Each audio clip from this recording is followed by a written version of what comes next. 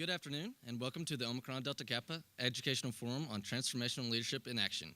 We hope this will be the first in a series of events on leadership topics shared by internationally recognized leaders. I am Austin Mattingly, an ODK member here at University of Kentucky, and it is my pleasure to host and moderate today's event. Brief history of how we came to be here today. Omicron Delta Kappa is the first college honor society of a national scope to give recognition and honor for meritorious leadership and service in extracurricular activity and to encourage development of general campus citizenship. Keeping in mind the ideals for which we were founded, we asked the question, what is something that you would like to see in the area of leadership at the University of Kentucky that is not currently offered? Through significant conversation, we decided that it would be great to have an open forum where students could hear lessons in leadership from top executives to be able to ask them directly about career tips for being successful. As a result, we are pleased to welcome two highly respected executives who have had worldwide impact. Before we begin our program, however, we have another exceptional leader here today who I'd like to introduce, Dr. Eli Capilouto, President of the University of Kentucky.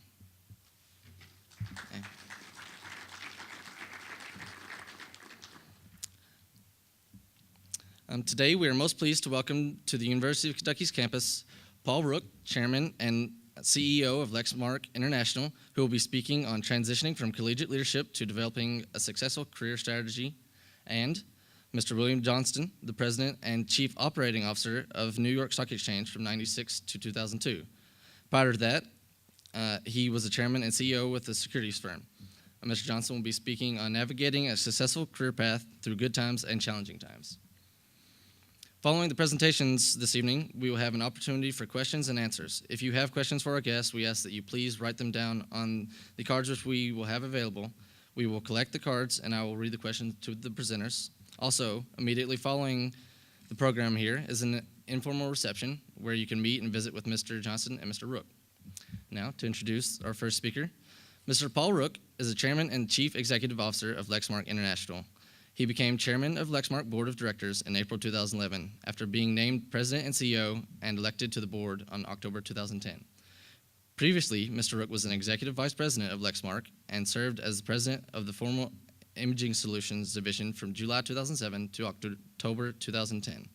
In that role, he was responsible for meeting the needs of Lexmark's worldwide customers for inkjet printers, all-in-one products, and related supplies and support, including development, manufacturing, marketing, and sales.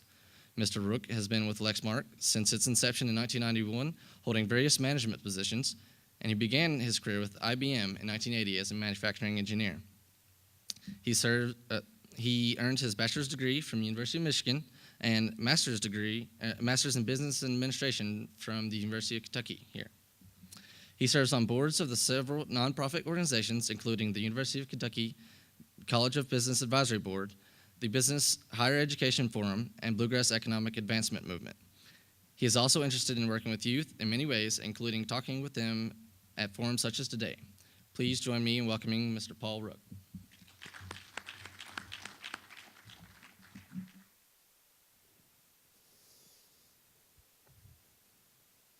Good afternoon. It's a pleasure to be with you here this afternoon. I just want to thank you for this opportunity. It's not always a chance. I speak to a lot of folks, but not always a collection of talented students like you. So this is a pleasure. So let me first start by saying congratulations. And you may say, well, why? Well, let me say congratulations because I think you are already exhibiting leadership by showing a passion, an interest in leadership and being chosen and participating in leadership groups like ODK. So this is a wonderful step that you're taking here. You're gaining experience and you're developing skills, whether you know it or not. And you're in school, furthering your education, which is indeed important. But what I want to do here in the time we have together this afternoon is to help you think about some things. Help you as you transition from this collegiate environment to the external world, things that could help you as you think about your future career path. So to understand this transition from the college world here at UK to the external world, it's important to understand First, the differences between these two environments as you begin to think about and start to plan your career. So let's first start with a look at some of these differences in a collegiate environment that you're used to and an external environment. Think about a business environment perhaps. So I'll characterize this in 4 areas that will highlight some of these key differences for you to think about. For example, steps. The steps to take. What steps do I need to take? Is there a defined path to success? What about the timing? Where should I be at certain points in time? You know, when you're 25, when you're 30, when you're 40.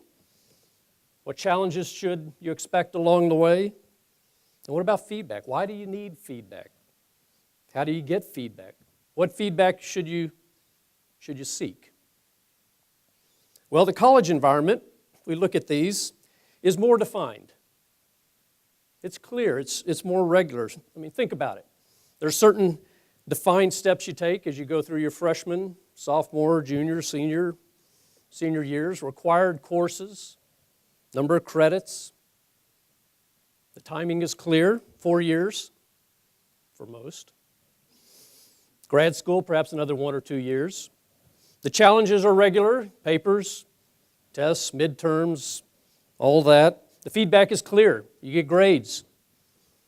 Maybe a pass-fail, maybe some verbal or written feedback from a professor. But in the external environment, related to, say, your work or your career, things are less clear, more undefined, perhaps ambiguous, irregular. The steps to a successful career just aren't well defined. There are many paths. Some may feel actually more horizontal, sometimes backwards rather than forwards. The timing isn't set in stone as to where you should be at certain points in your life. The challenges may feel more dynamic as these markets, customers, competitors are moving all around you constantly. And the feedback, well, it may not be very clear. In fact, it may be a bit fuzzy. Feedback from your competitor, from your customers may be a bit hard to interpret sometimes. Some bosses may not be as clear with you as they probably should. So given this, it won't always be clear. Once you move from this collegiate environment here at UK, it won't be always clear that you're making progress. You're about to enter a world where things aren't quite laid out for you, and this may be frustrating for some. But if you embrace change, don't fear it. Approach it with the proper attitude. It can be, and it is, a lot of fun. All right, so this is not the NC2A basketball brackets, let me be clear. However, congrats to the Cats on your recent national championship. This graphic actually flows from left to right, saying that there's not a defined path here that says go do these things or go act like this and you'll be successful. There's no set formula, no set recipe here. It's not as simple as be like Donald Trump or Steve Jobs or Warren Buffett. There are many types of leaders, many different styles and approaches with very different paths, and they can all be very effective. Personally, my career path took me through a number of very different experiences. We were just talking about my early days as a manufacturing engineer at IBM. You know, my hero, I was a freshly degreed mechanical engineer at the University of Michigan, and so I was all excited, went down to Austin, Texas, and my first task was, well, before you set up in your desk, go out on the manufacturing line and don't come back until you've built this machine that you're going to be supporting. So 2 weeks later, I came back after going step by step, process operation by operation, and built the device that I was going to be supporting. So that was my first task as a new mechanical engineer as part of IBM. But it enabled me, it wasn't what I expected at all, but it enabled me to learn the technology and most importantly, relate to the people, earn their respect as I went from operation to operation to operation. Now, as a rookie, I got a lot of ribbon, as you would expect, but it was a very valuable lesson, a very valuable experience in my path. And even as I advanced, there were jobs that weren't the most glamorous jobs or the largest jobs or the most profitable ones in the business. You know, sometimes you get things thrown at you. Well, here's some old technology. Go add value, make it better. Or here's a piece of the business, a division that's smaller, more troubled, a troubled part of the business. Go clean it up. So you get tasks like that may not always be clear to you. Why is that in my path? So while things may not always be defined as you would like, there are some things to think about, though, as you embark on your career that could help steer you along the way. So the first thing is about passion. Find what you're passionate about. Life's too short. Life is too short to work at something you don't like. It's a lot easier to work on something, to improve on something, if you enjoy it. If you're passionate, if you're working at something you truly like, by the way, others will see it. Your customers, your bosses, your coworkers, your investors, and they will build confidence in you.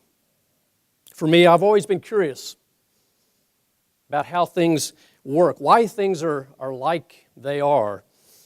This natural curiosity, led me to an interest in science and math, which then led me to an engineering degree. And as I grew in the business, I had a curiosity that went beyond, though, the technical products, the technology, and it actually created an interest in how business actually worked, which led me to an MBA here at the University of Kentucky, which I have since applied in the technology business here at Lexmark. So point one is find your passion. Point two, it's important to define the end. Define success. What does success mean to you? What are your goals? What's important to you? Not what I think, not what others think. What's important to you? Yogi Berra, I'm sure you've heard this quote, if you don't know where you're going, you'll likely end up somewhere else. So what's important to you? Define success. Is it a title?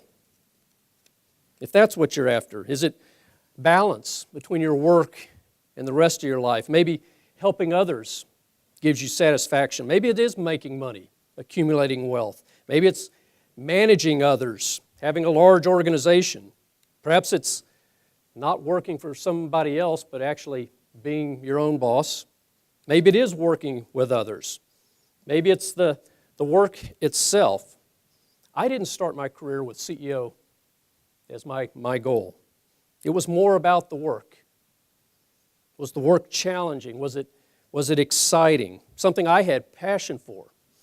And success to me was being the best at whatever task I was given.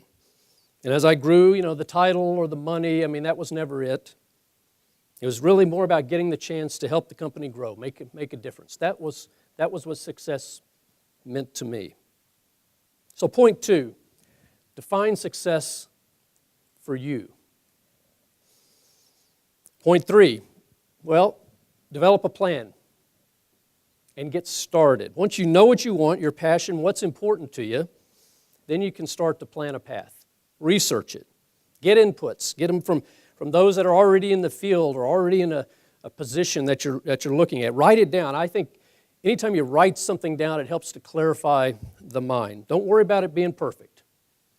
Think about this as a living plan. Get feedback on it. Listen. Let other folks critique it. And then set some goals. And my advice would be set shorter term goals. Be specific. If you've got your eye on a certain thing you want to do, maybe it involves going back to school, get a degree, get a job in a certain area or in a certain position to gain certain experience, whatever it is, set some goals. And then finally, start. This is where most people fail. They put it off, they procrastinate, they come up with whatever excuse it is to not start. So that's the point here is develop a plan and start. Now, the fourth area is about developing your leadership skills. Once you get started on your path, it's important to focus on developing your leadership skills along your journey. At Lexmark, we have a set of leadership characteristics that we focus on with our leaders from earlier in their career all the way up to our most senior executives. We focus on building great leadership skills. We don't focus on the path. We focus on developing skills. Because if you build solid skills, solid leadership skills, you'll set yourself apart. And as a result, you'll be given new opportunities, new choices. People will come for you. People will want you, which will help you define your path.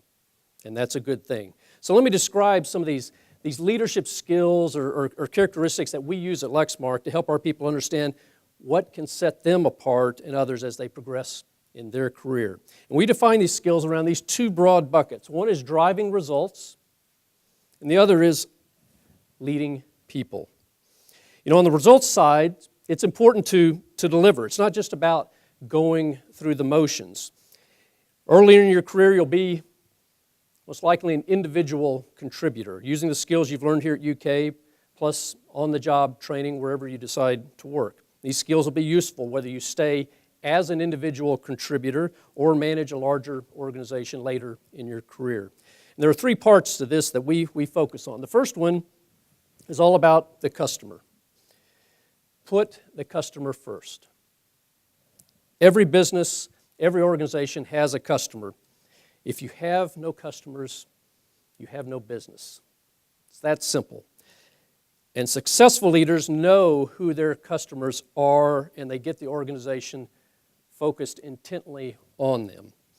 They also develop customer-focused strategies. In fact, they develop their strategy with the customer value proposition in clear focus. And then they also develop a line of sight with the customer feedback, customer measurements to give you feedback on whether the strategy's working. The second thing is a sense of urgency, speed. Demand a sense of urgency. Work across the barriers. You'll find yourself in organizations where there are many internal barriers. You'll work in organizations where there are silos within the organization that you need to work across. Teamwork is critically important here. Leading effective teams can get a lot more done than individuals alone. And the third element of this, of driving results, we look for is continuous improvement through quantum leaps. Not just incremental improvement, but quantum improvement. In other words, setting goals that are challenging. Leaders, strong leaders, they stretch, they challenge people's thinking, they challenge the status quo. They take the organization to places they haven't been before, or do things they perhaps thought they couldn't do. Good leaders are constantly searching for what to change, ways to improve. Now, on the right-hand side here, as you grow in responsibility, you'll begin to perhaps lead others, move from being a doer to a leader of people. And there are three parts to this as well. The first one has to do with courage and optimism. Courage. You know, it's easy to lead in good times. You'll hear in a minute, it's not always so easy in tough times. Oftentimes I find the best leaders in the tough times. And often it's even tougher to initiate change that may be unpopular. That's where I find my best leaders. And this, because this takes courage. I believe it separates leaders from managers. The other thing is optimism. Along with courage, you need optimism. Lead with passion. Lead with optimism, but you do not sugarcoat reality. You need to tell people like it is. But then don't leave them in the ditch. Help them show the way, find the way, help them see the future, the way out of the ditch or the problem you're at. And in the end, attitude is a big part of this as well, because we have a choice every day when we wake up. We're going to approach that day positive, with a positive attitude, or we're going to approach it with a negative attitude. It's your choice, your choice. The second area is about, again, empowering people. We're talking about leading people. So to empower people, it starts with trust and integrity. Trust is a two-way street. And a key part of trust is demonstrating integrity. Do you do what you say? Do you make the same decisions that you make in public, or you make those same decisions when nobody's watching? Now, to empower people, it's also about respect. Respect must be mutual. Treat people like you would want to be treated. It's also about communication, open communication. Don't withhold information. If you're going to empower somebody to work on a problem, you need to give them the information they need in order to handle the problem. And finally, it's also, if you're empowering people, the way you develop people is you need to hold them accountable for whatever task you're given. And I had someone along my way that taught me this very simple lesson. They defined it as a simple equation. Accountability equals responsibility without the excuses. I've had many a sales manager come in my office, well, boss, couldn't make the quota this quarter, market's down, competitors are messing around, they got better product. I mean, the list goes on and on. That's not accountability. Or, we had, we couldn't get the supply chain to deliver on time because we had a, tsunami in Japan, or we had floods in Thailand, or whatever it is. The list goes on and on. That's not accountability. True accountability is you accept the responsibility without the excuses. Okay, a simple rule, but an effective one as you work through your career, because I think it does separate, again, leaders from managers. And finally, developing people. This is about coaching, providing feedback, leading by example, motivating, inspiring. As we said, leading with optimism, showing people the big picture. A lot of times folks come to work and there's not much energy around it. And a lot of times it's because they don't see the bigger picture. They don't see the higher calling. They're just coming to work to hit a number, hit a production thing, or hit a financial number, whatever. There's no sense of passion. I call it appealing to somebody's heart, not just their minds. And true leaders find a way to do that, to find that higher calling, to appeal to the heart as well as the mind. The other thing that good leaders do in developing people is building the bench, developing leaders to replace you, whatever position you're in. Strong teams, strong organizations, strong companies have deep benches. So point 4, develop your leadership skills. And then finally, get feedback. Listen to what others are telling you about your performance, your behaviors. And it may not always be what you want to hear. It can be painful. But those that listen and work hard to correct, I find do the best.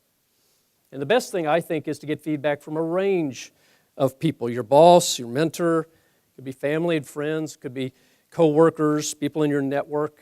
We call it a 360.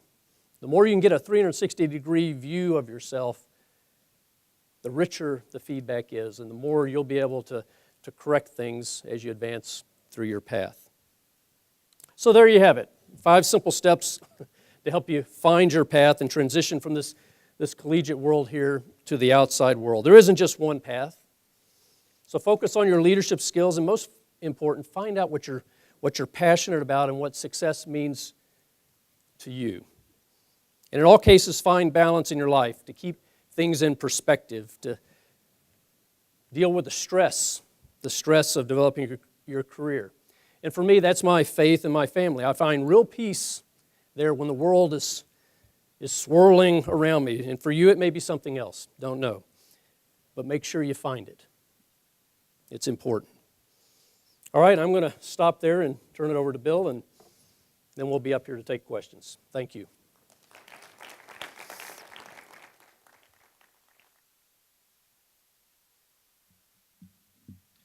Thank you very much, Paul. At this time, I'd like to invite Mr. Bill Johnston up. Mr. Bill Johnston is a past president, chief operating officer, and wait one moment, please.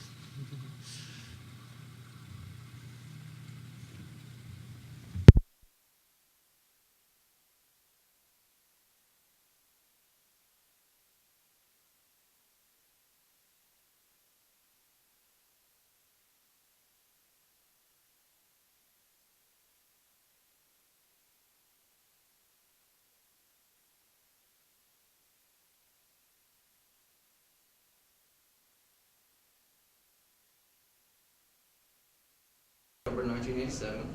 and the tragic events of September 11, 2001. He has worked with several investment and brokerage firms on Wall Street, including Agora Securities, a company which he founded. Mr. Johnson is a tremendous example of giving back to the community through service on nonprofit boards. He has been on the National Foundation Board of ODK, serving as the foundation president.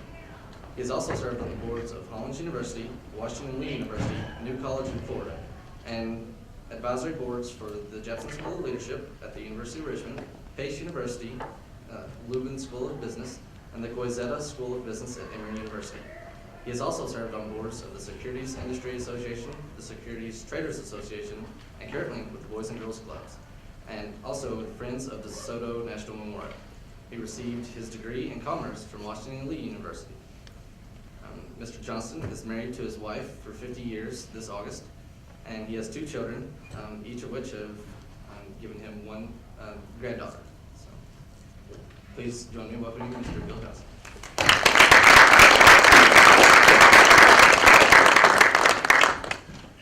Thank you, Austin, for the marvelous introduction, particularly about my grandchildren.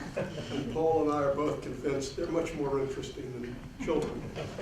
And thank you, Wildcats, because March wouldn't have been March without you guys and what you did. It was just fabulous to watch.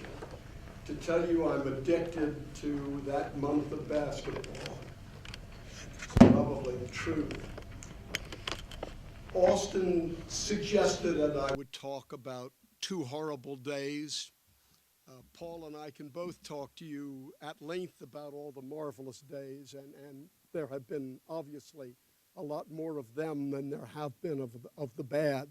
But I think it's from adversity that we learn the most.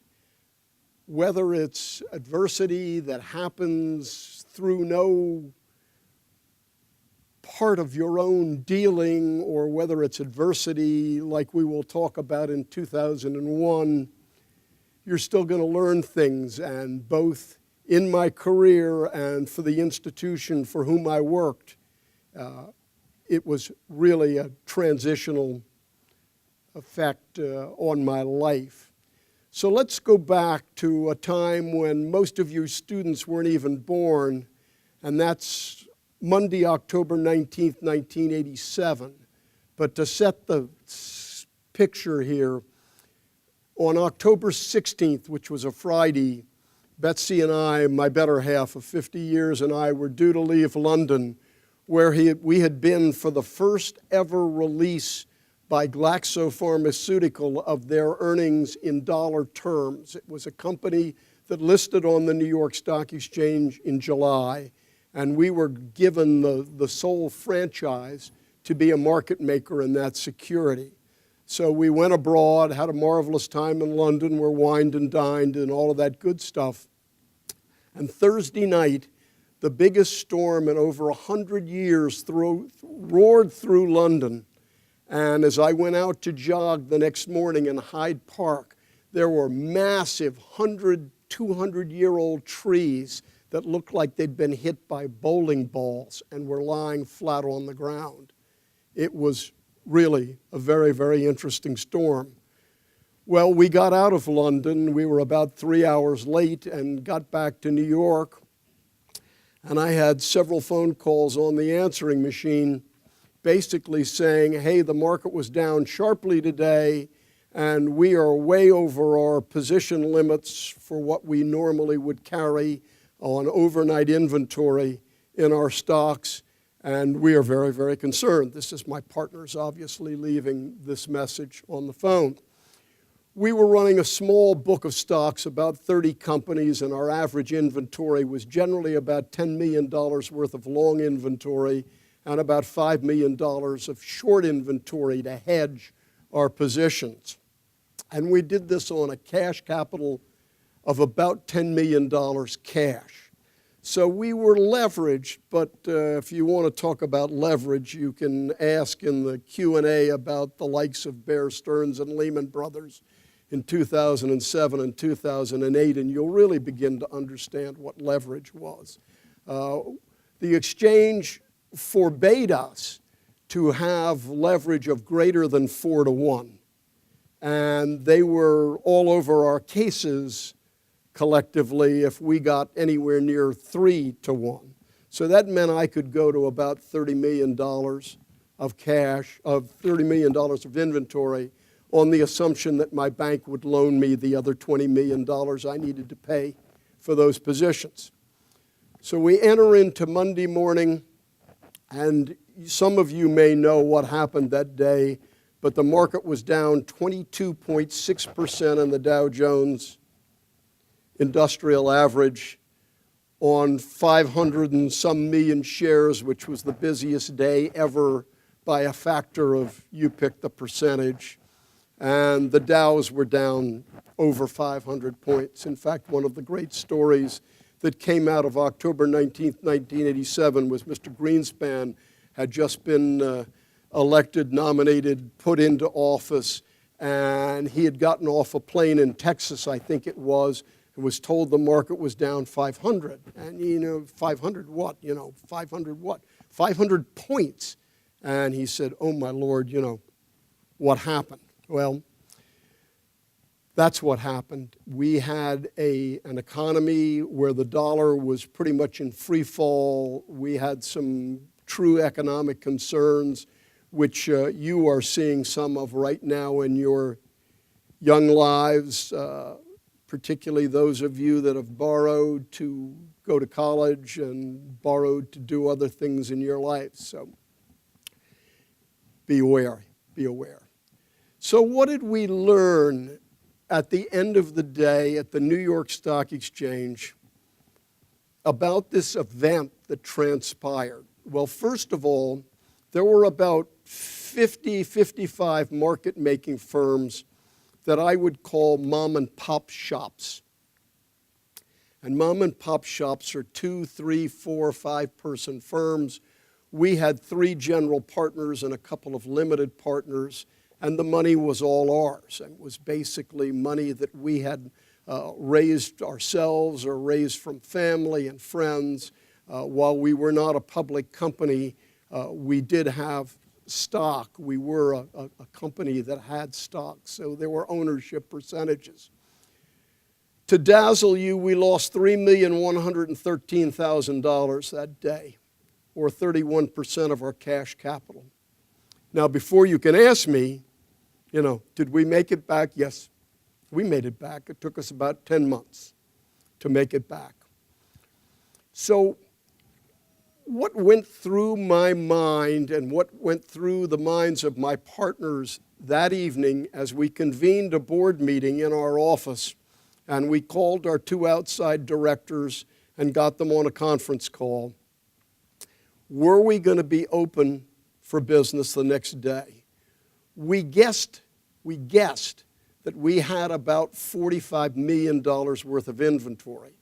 Now, having lost $3 million, and you all know how leverage works, the $7 million we now have in cash is worth in borrowing power about $28 million. To say the least, we were concerned. So the first thing we knew, and I think the stock exchange itself knew, and by the way, I didn't work for the exchange in those days. I worked for my own firm, Agora Securities. We learned that we had to have more capital and we had to have permanent capital.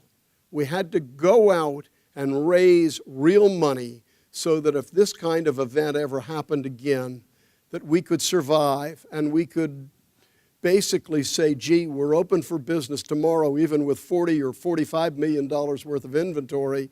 If they're selling Lexmark tomorrow, we're going to have enough cash capital to stand there and buy the stock and to make it trade in what would be called normal increments. In the good old days, and one hates to use that term, there were basically depth guidelines for trading stocks on the floor of the New York Stock Exchange. So if I can pick on Lexmark or I can pick on IBM, which is Paul's prior company, maybe 2,000 shares of IBM for sale might drive the stock down a dime or 20 cents or 25 cents. 5,000 shares might drive it down another incremental dime or 20 cents, and 10,000 shares might drive it down an additional 20 or 25 cents. So what you did was you stepped stocks down in normal progression, and you hopefully got them to a point at which other buyers were interested in that price and found that stock attractive enough to buy themselves, at which case I could step back and hopefully the stock would rally or go up, and if it did, we'd sell out our inventory and hopefully we wouldn't lose too much money selling it out. The other thing we learned was our technology was terrible. We needed faster, speedier, better, hands-on technology that could tell me as a manager of a firm where our inventory was at any given moment. We did not have that. And by the way, IBM was the one that provided it to us. You'll get a kick out of that, Paul, with a new creative display book that would show us our positions instantaneously, and we could know exactly where we were committed. If we were trading a couple of stocks in an industry, were we overweighted in one industry? Should we be looking to hedge in some way, shape, or form to minimize our risk? So that event taught me the lesson of A, got to be bigger, got to have economy of size. So we merged Agora Securities into a firm called LeBranch on January 2nd of 1990. They were a market maker in about 40 stocks. By that time, we had about 35, 36, 37 stocks. We were almost equal in size. And it was very, very simple for us to realize that if one had to go to Boston to see companies, it was just as easy to get on the train or get on a plane to fly to Boston and see 2 companies or 3 companies as it was to see one, which each one of our firms might have had a company located in that city. And for me personally, because I covered the Midwest and the South, we had 3 companies after the merged company right around the Cincinnati area. So it was just as easy to get on the plane and see all 3 at one time as to see just one and travel back there at some other time. And then finally, what we learned is where were we going to go when we wanted to hit the exit door? Now, Paul's a young man. Paul's in his mid-50s, and you all are 25, 22, 20, 19, 18. You want to be thinking about, what is it going to be like when I say, gee, I've had enough, I've done this job for long enough, I want to retire. And that thought was prevalent in my head, even though in 1989 I was 50 years old. I was already thinking about the exit door and what it would be like when our kids were both out of college and we started to have the ability to travel a little on our own money and enjoy life. So I want you to think about one thing. Paul has talked to you about passion. I want you to think about creating a discipline for yourself that thinks about saving money the day you have your first job. I want you to start thinking about that process, because somewhere along the line, Social Security isn't going to cut it, people, for you all. You're going to need some funds to retire on. So those are the basic lessons that we learned out of October 19th, 1987, an event that wasn't caused by the external affairs that I'm going to talk about regarding September 11th, 2001. And I'm not going to be as gory or graphic as I could be. I was due to head to Richmond that day, and in fact was in the car being driven to LaGuardia Airport, where I was going to Richmond to give a speech to a group, as well as to pitch a company that was traded on NASDAQ, and hopefully we wanted to move to the New York Stock Exchange. We were in the car, as I said, the driver, the guy that ran our Southeast Division, and myself, and we heard on the radio that a plane had run into the World Trade Center. 8:45, 8:50 in the morning. Beautiful, bright, blue sky, marvelous fall day in Manhattan. How could any moron run into a 100-story building in lower Manhattan? And as we got through the East River Tunnel and looked back, the comment was quickly made, that was no small plane. And of course, as you all know, it was no small plane. The first thing I did was call the chairman, CEO of our company to whom I reported and basically say, if he doesn't know about this, get him out of whatever meeting he's in because he should know about this. Well, fortunately, they had done that. And as you also know, about a half an hour later, the South Tower was hit. The North Tower first, the South Tower second. We had 3 floors in the South Tower of regulatory people. Now, some would say, gee, that's great, let all the regulators perish in the World Trade Center, but that's not cricket and not even amusing. They were on the 28th, 29th, and 30th floors. Had a marvelous security officer over there. And by the way, and you've seen some of the movies, some of the things that have been done regarding 9/11, the intercom in the South Tower was telling everybody to stay put, there's no problem, don't try and get out of the building. We had a security guy that just after the North Tower was struck, went around to every office, to every men's room, to every ladies' room, and got people and started them out of the building, for which I would tell you he was handsomely rewarded at Christmas time that year. And the funny thing is, when he said to my boss and to myself, all I want to do is ring the bell at the New York Stock Exchange, we said, fine, you will have that opportunity. Think of Manhattan, think of lower Manhattan and Broadway, which you've all heard of, as bisecting lower Manhattan. So you have an east side and a west side. Anybody on the east side of Manhattan, of Broadway, in lower Manhattan was fine. They still had telephones, they still had heat, light, power, all the amenities of an office building. Virtually all of those on the west side of Manhattan were without power, light, whatever. We were on the east side at the New York Stock Exchange, and the first decision that basically crossed through our minds was, how do you deal with the fact that half of your customers can't be reached and the other half can? Now, if you know anything about Wall Street and Wall Street firms, they're competitive. And they do some very interesting things to garner business from one another. Some of you might frown upon some of those practices, but as long as they're legal, they're fine. But what do you do if you've got millions of Americans who own stocks in companies that can't reach their broker-dealer? And they couldn't, because their broker-dealer had no phone service.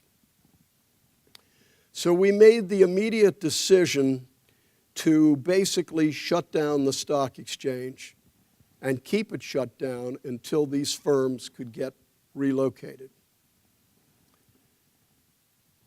It went on for 4 days. Con Edison, all of the players, the Goldman Sachs, the Morgans, the banks, everybody that you can think of, government offices, the SEC, the Treasury, Giuliani's office, who was mayor of New York City, the governor's office, all in constant meetings trying to figure out what was the optimal time to reopen the stock market. Now this, you would say, why didn't we open it the next day? We could have. We could have opened that day. We were not impacted. But it all was driven by that one idea that if all Americans can't have access to their broker-dealer, then why should the small percentage that do have access be allowed to. So we shut the exchange down.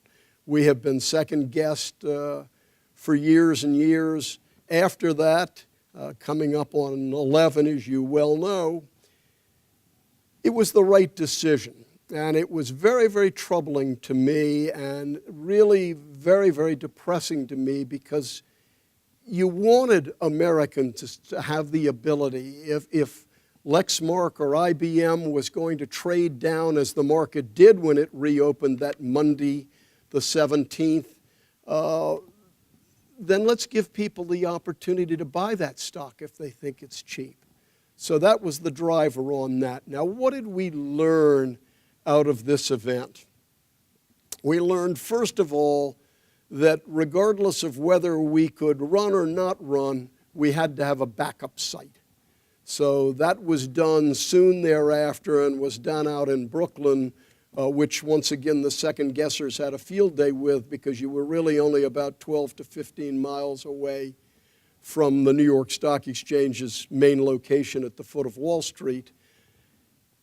Was it far enough? Was it not far enough? Should we have had an alternate site in Albany, New York? Should we have had an alternate site in Boston, in Los Angeles, in San Francisco, in Chicago? You pick it. I mean, the second guessers, once again, will have a field day with it. The other thing we learned again, or another major part of this was, and Paul touched upon this beautifully, without customers, you don't have a business. And if you don't give your customers what they want, if you don't give them the product they want, they're not coming back to your place of business anymore. And we realized that we had to enhance our technology. We had to speed it up. We had to give institutional and retail customers the opportunity to interact with our technology quickly.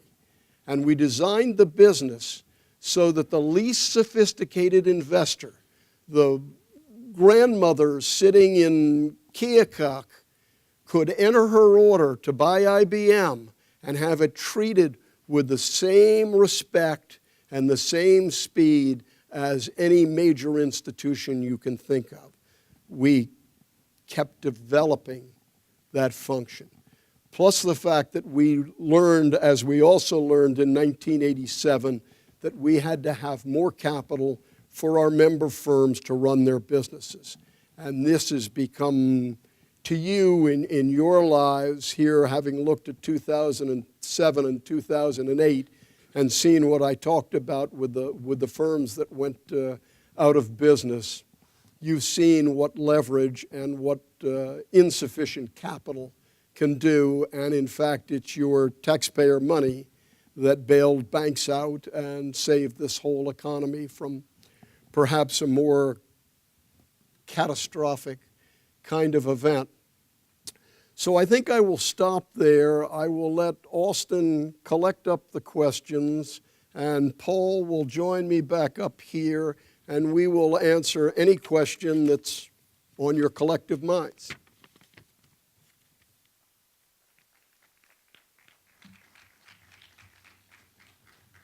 Thank you very much, Bill. At this time, I'd like to ask the ODK officers to come up to pass out the cards. If you need a card, please raise your hand, and Wes and Amber will get them to you.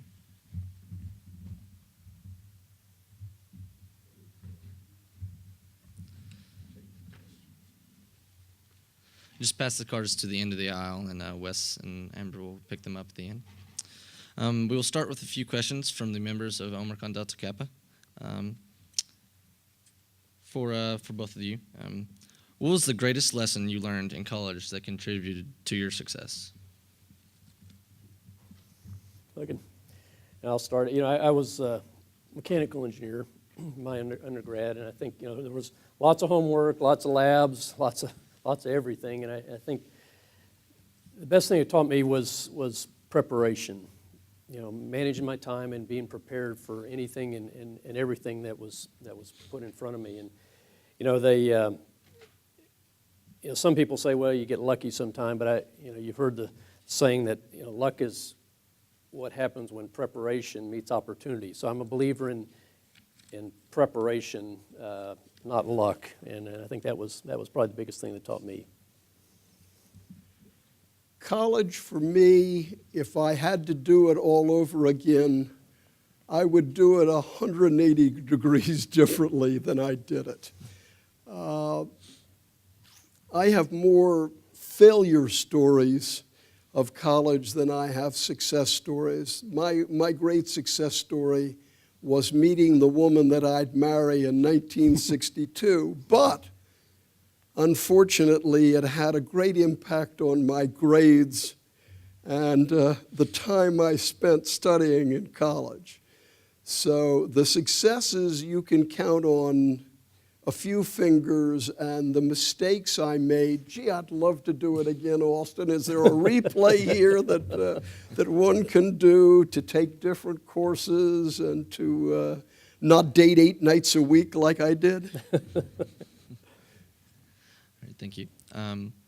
What do you wish you would have known at the age of 22 as the students here today? Well, I think I just answered part of that. I want a replay. So here's what I would tell you all, for those of you that aren't seniors and your majors aren't set. Get as wide an education at UK as you can get. Get a broad languages, history, philosophy, business, engineering, science, you name it.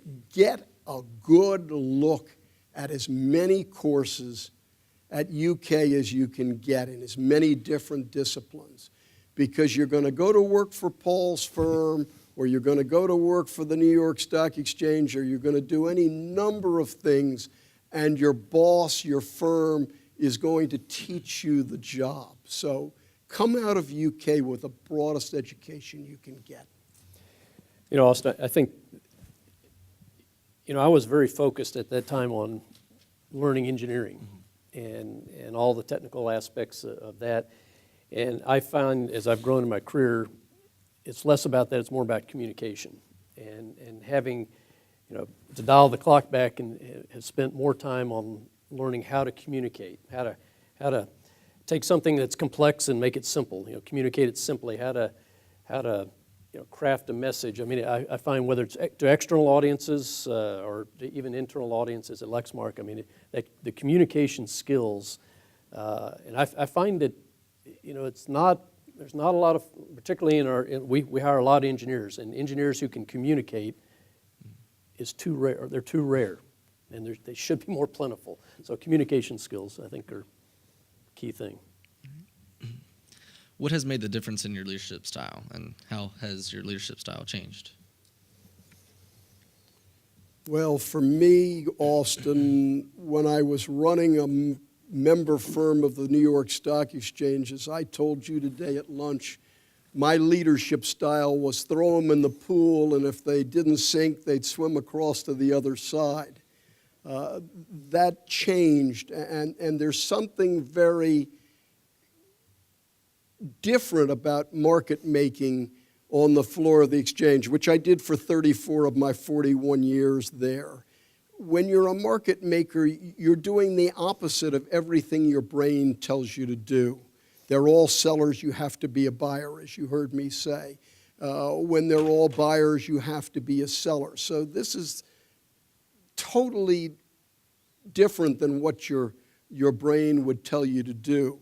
When I became an executive for the New York Stock Exchange, communication is a classic word for me, because I really did have to learn how to talk to all of our different constituents, whether it was a listed company such as Lexmark, whether it was the buy side, meaning the institutions that were buyers of stock, whether it was the sell side, broker-dealers, or whether it was just people that wanted to visit the New York Stock Exchange. My communication skills and my political skills had to be greatly enhanced. I think, as a leader, I've been in the tech business for some time now, and even the technology that you're using today, when you look out 20, 30, 40 years, it's going to be who knows what it's going to be like. So your ability to adapt as a leader, I think, is critically important, to listen and then listen even more and adapt as you go are critical skills. Because the things you're learning today, there's a good chance that those are going to be old school by the time you get to 20, 30, 40 years out. Did you or do you have any mentors or role models? Well, certainly, my parents are, as most folks are, highly influential. My father was a chemical engineer and rose to the ranks of another large company. And so, he and I spent a lot of time and was a very, very significant role model for me. I mentioned my faith, so, Jesus Christ and the leadership skills, the servant leadership that has taught me, I think has been a very big impact on me. I would agree with Paul totally about the parents. My father was in the business. He had a different interest than mine. He was more of an investor and I was more of a trader, but the conversation was fabulous. And then what happened to a bunch of us in these 50 firms that I mentioned to you that existed in '87, there were a half a dozen of us that were all in our 40s or maybe our early 50s that were running firms, and we got together once a month to talk about mutual problems, and that was fabulous help. Okay. How do you define a transformational leader, and what does it take to become one? When I think about leadership, it's in the classic sense, it's developing a strategy, and then allocating resources, and then getting after it, executing. And so when you think about just the kind of basic leadership and transformational leadership, I think in transformational leadership, it's about first having the courage. I talked about some of the characteristics, having the courage to change.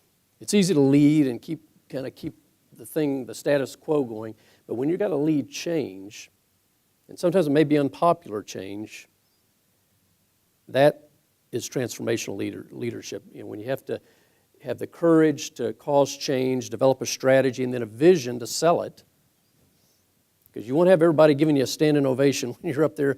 I can give you plenty of examples in Lexmark. When we decided to move manufacturing to China, move development to the Philippines. in front of an audience of thousands of folks, it wasn't a standing ovation there saying, "Way to go, we're behind you." There was fear.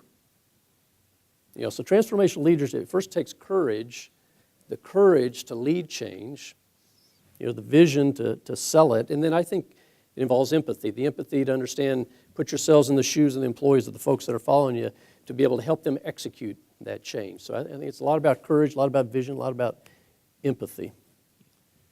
To add to Paul's communication line before, you've got to listen to your employees. You've got to want them to make suggestions. Today, there seems to be a fear to present yourself to the CEO and say, "Gee, I think we're doing this wrong, Paul." And Paul is smart enough, and because he's got two ears, he listens to that employee and he says, "By golly, he or she may have a good point." And I think that's what makes leaders really great, the ability to take ideas that others present them as well as their own ideas, and make that ball move forward. How important is it to give back to the community, and how should we start? Well, at age 73, it's real easy. I wish I'd started sooner. Retirement gives you the advantages of having a 24/7 ability to serve on boards and to do things that you probably couldn't do at age 20 or at age 50 or at age 60, albeit it sounds like Paul has made the time to do that.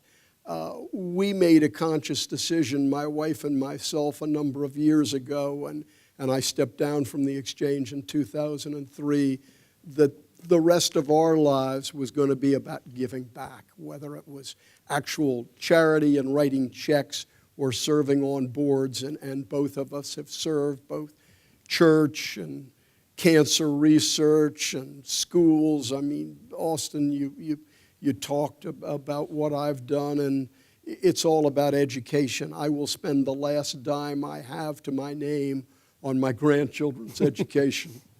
Yeah. I'm sorry, what was the question was about? On leaders.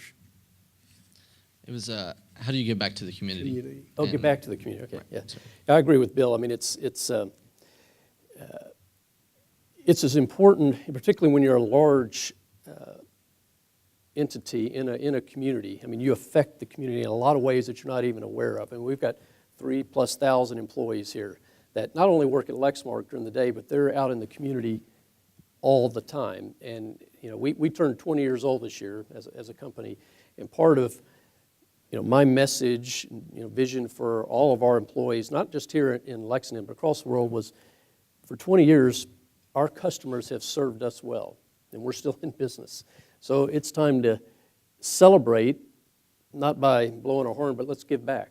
It gets back kind of that servant leadership characteristic, which I think is so important. So we decided to give back 20 years worth of service. It's 175,000, 200 hours worth of service across all of our employees around the world, wherever they live and work in those communities, to send the message, to give back, because I think giving back to the communities, being part of those communities, is as critical as just going through the operations of your business. Austin, can I add on? ODK should teach all of you, because you're all leaders. To belong to ODK, you have to be leaders. So when you graduate from college, go looking in the community that you end up in. And you're not going to stay in the same community probably for 40 years like I did, or John here, who's been at UK for 37 and a half years. So you're going to move around. But you're very, very valuable to organizations in the community. Yes, they know you can't write the Bill Gates style check or the Warren Buffett style check, but your youth and your passion can add to that organization and can bring creative ideas, once again, if older people will listen to you. Yeah, the skills that you already have. I mean, volunteer organizations are starving for your skills. And even if it's not writing a check, just your ability to organize or plan or, get people together in a team to do something. I mean, you'd be surprised. I mean, volunteer organizations are starving for those kinds of skills. So just showing up and participating is a huge, huge benefit. If UK were to offer an exit course for all seniors, what would the most important things to include be?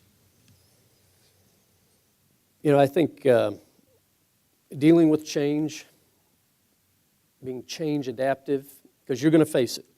People. When I finished school, it was, boy, this is good. There was A, B, and then C, and then D, and then all of a sudden there was chaos.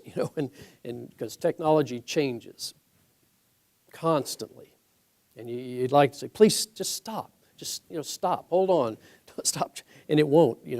Customers are changing, markets are changing. So how to adapt to change, how to deal with that change curve that all of us as human beings, myself included, go through, right? When stuff happens that you wish wouldn't happen, trouble is it happens, and so how do you get through that change curve quickly and adapt? It's critical as a leader and to bring your organization through that. So I think a lot how you adapt and to change.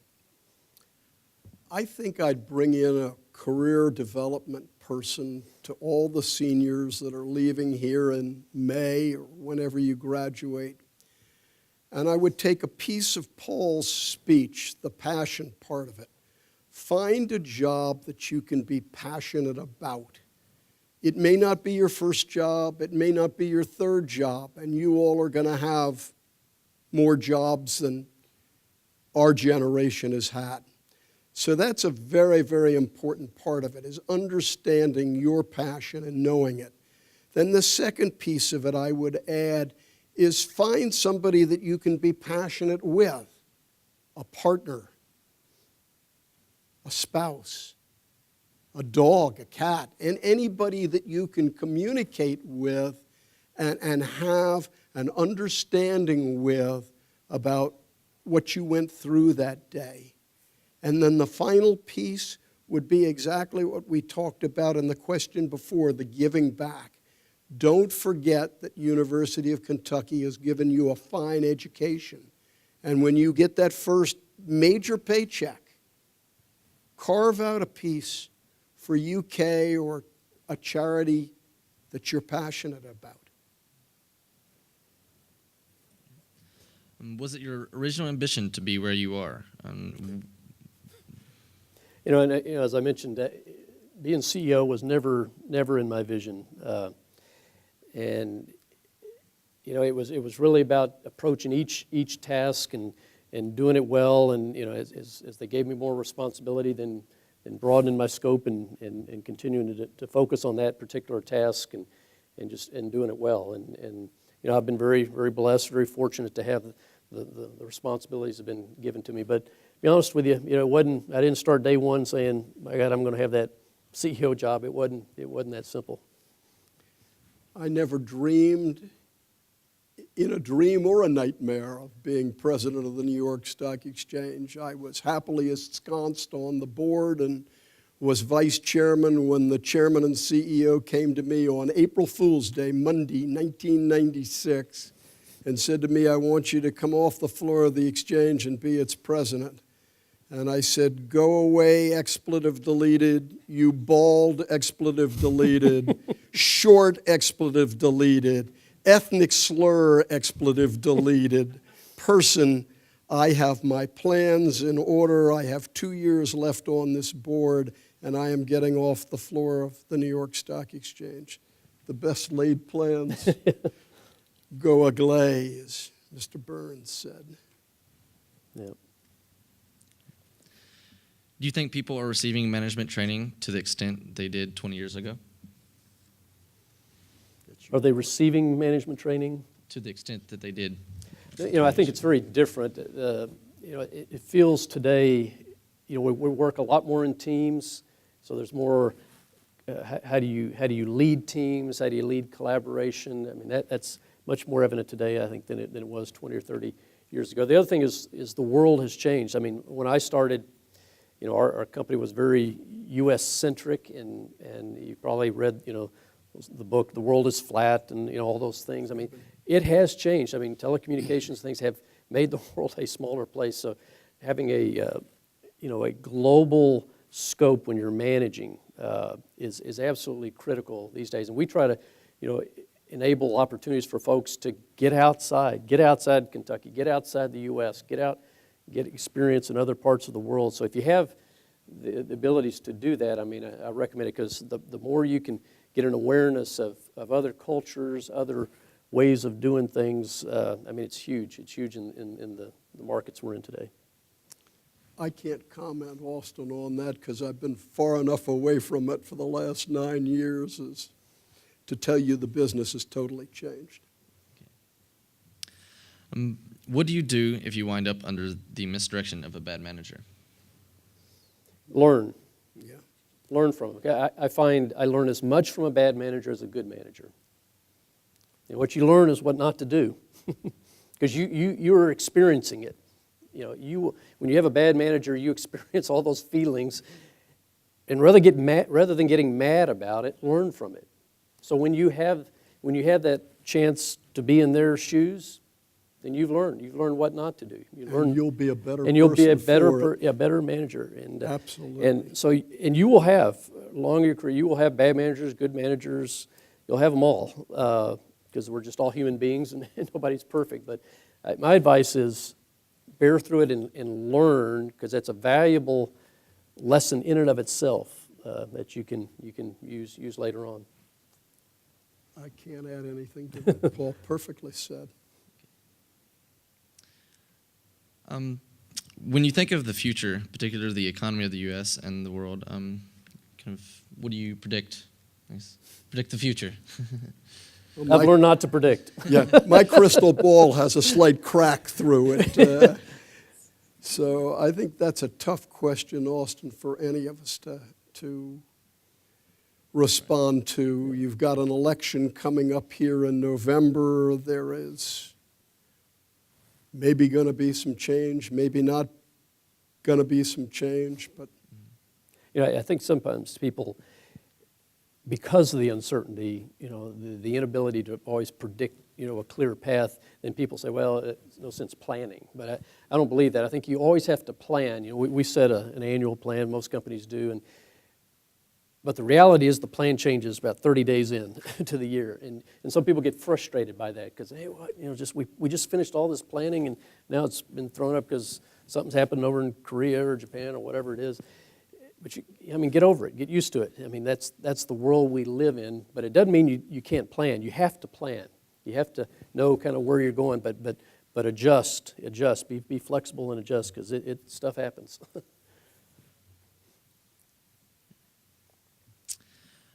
How do you inspire and lead when you have excellent service and products? When you have excellent service and products? Well, it says, but a formidable smaller company has those as well, but also has the advantage in price. Okay, there's a. How do you inspire and lead when you have excellent service, but a smaller company has those as well, but a smaller price for those services? Yeah. I found the important thing, we talked about customer and defining who your customer is.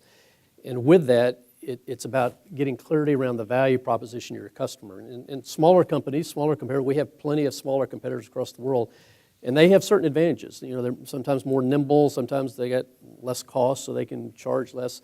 But there's other things that we can do much, much better than they do. And so when you're developing a value proposition, it's critical to understand what is your position versus them. What is that proposition that's differentiated and sustainable for the long term, and then just invest like mad to really, really strengthen that. But yeah, you'll constantly have competitors, small ones, big ones, purple ones, blue ones, whatever it may be, and they're constantly changing. So it's critical to understand who your customer is and have clarity about that value proposition, because if it's fuzzy, it's tough selling. we were the big kid on the block, and we had lots of people nipping at our heels.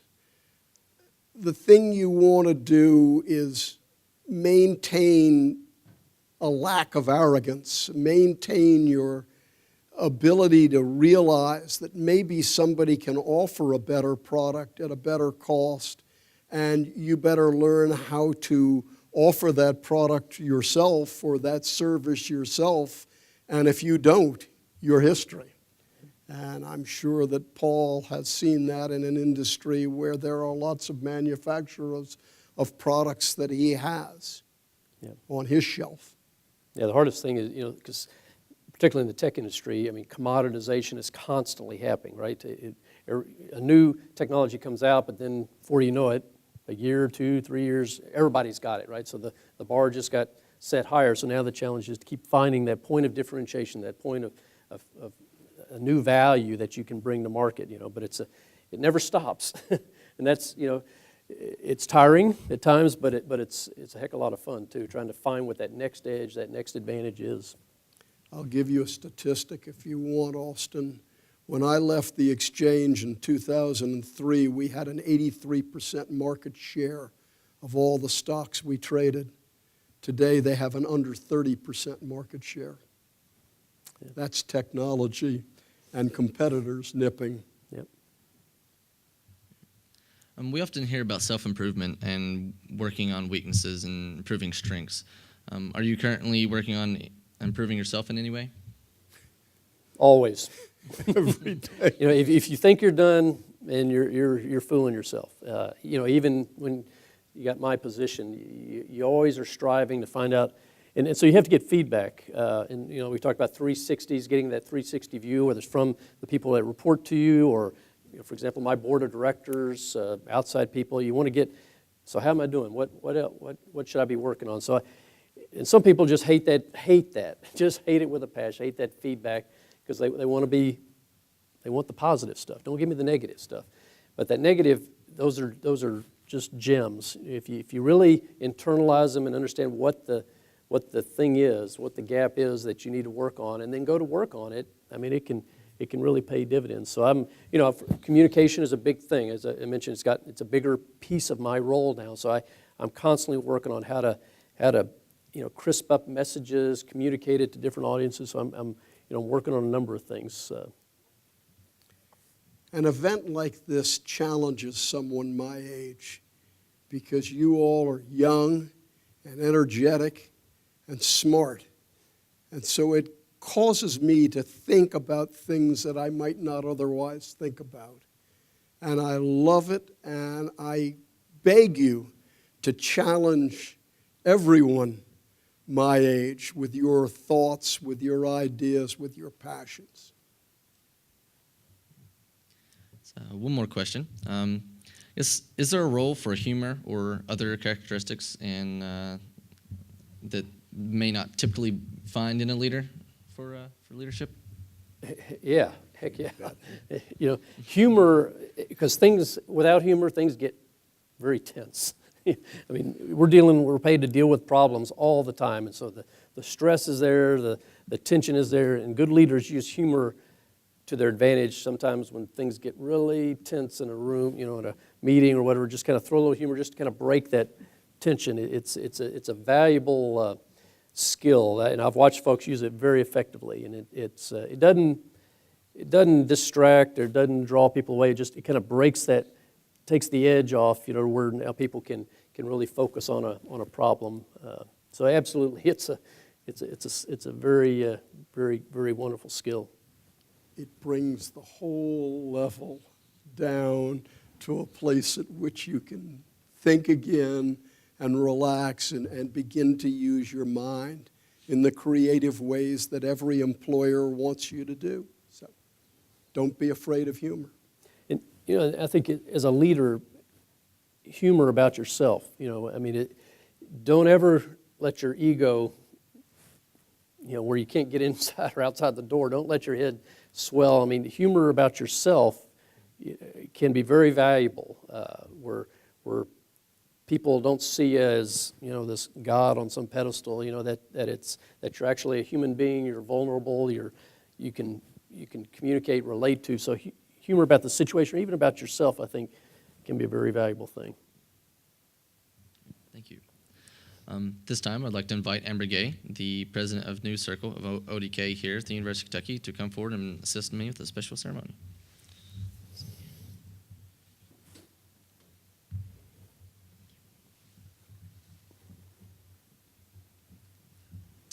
The University of Kentucky New Circle presents this testimonial of appreciation to Mr. Paul A. Rook for his presentation and inaugural Transformational Leadership and Action Forum, and in recognition of his role as one of the most successful transformational leaders,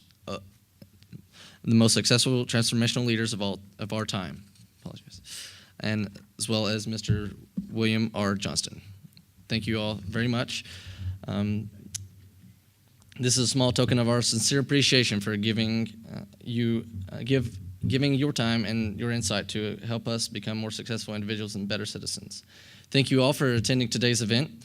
Please join us in the reception of room 230 directly up the stairs here in the Student Center addition.